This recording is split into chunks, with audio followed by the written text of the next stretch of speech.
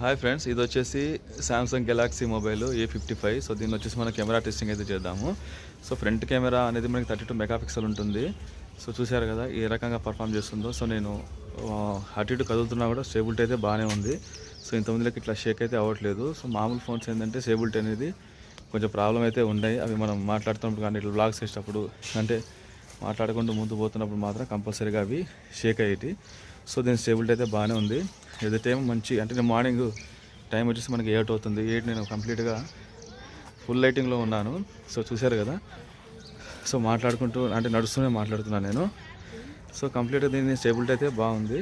So ఎక్కువ ఇదేంటంటే ఆ వ్లాగ్స్ తీసే వాళ్ళకి కానీ సో ఏదన్నా వీడియో షూట్ చేసే వాళ్ళకి కానీ సో ఇట్లా మాట్లాడుకుంటూ అంటే లొకేషన్స్ ఇలా చూపించుకుంటూ వెళ్ళే వాళ్ళకి అంటే ఇది స్టేబిలిటీగా బాగుంటుంది. కాబట్టి ఈ సామ్సంగ్ అనేది మనం ఎక్కువ దీన్ని వాడుకోవచ్చు. అదే రకంగా దీని బ్యాక్ కెమెరా కూడా ఏ రకంగా ఉందో సో ఇది వచ్చేసి దీని బ్యాక్ కెమెరా. సో మనకి బ్యాక్ అయితే 3 కెమెరాస్ ఉంటాయి కదా. సో దాంట్లో మనం చూద్దాము.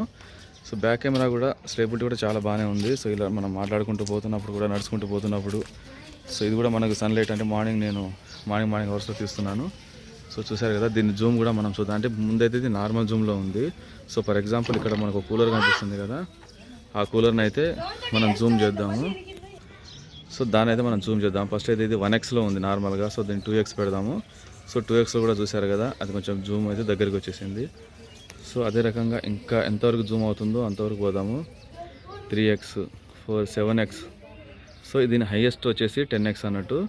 సో 10xలో కూడా చూసారు కదా. అంటే మనకి 10xలో అంటే కొంచెం కెమెరా అనేది స్టేబిలిటీ పక్కా ఉండాలి. లేకుంటే మనకు కొంచెం అది కొంచెం కదులుతున్న ఫీలింగ్ అయితే వస్తుంది. సో చూసారు కదా 10xలో ఈ రకంగా ఉంది. మళ్ళీ మనం యాజ్ టీజ్గా జూమ్ అవుట్ చేసేద్దాం. సో చూసారు కదా ఫ్రెండ్స్, మనకు చాలా పర్ఫామ్ చేస్తుంది అన్నట్టు. సో ఇది స్టేబిలిటీ అన్నట్టు. స్టేబిలిటీ కూడా దీనికి కెమెరా పర్ఫార్మెన్స్ కూడా బాగానే ఉంది.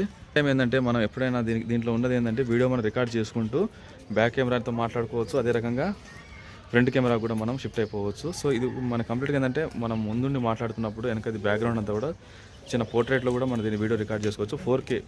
ఇంకోటి ఏంటంటే దీనికి మామూలుగా అయితే 1080 MPPSలో మనం రికార్డ్ అవుతుంది కదా. సో దీనికి మాత్రం 1000 MPPS కాకుండా 4Kలో మనం కూడా రికార్డ్ చేసుకోవచ్చు. ఫ్రంట్ కెమెరా బ్యాక్ కెమెరా రెండు కూడా 1000 మనకి 4K వీడియోస్ అయితే రికార్డ్ అయిపోతుంటాయి. సో ఏంటంటే చాలామంది ఏంటంటే మనకి ఇది 4K ద్వారా రికార్డ్ చేస్తుంటే ఏంటంటే మెమరీ అనేది ఎక్కువ లాస్ అవుతూ ఉంటుంది. కాబట్టి మనం చాలా వరకు సాధ్యమైనంత వరకు ఏంటంటే 4K వీడియోస్ కాకుండా full HD ultra HD 4HD performance చూడడానికి కూడా చూడండి. సో ఇది మన కింద అంటే అదే టైం లైటింగ్లోనే మనం తీస్తున్నాము. సో కలర్స్ కూడా చాలా బెటర్గా పర్ఫామ్ చేస్తుంది. సో ఇంత దగ్గరికి వెళ్ళి మనం జూమ్ చేస్తున్నా కానీ ఎక్కడ కూడా మనకు క్లారిటీ అనేది మిస్ అవ్వట్లేదు.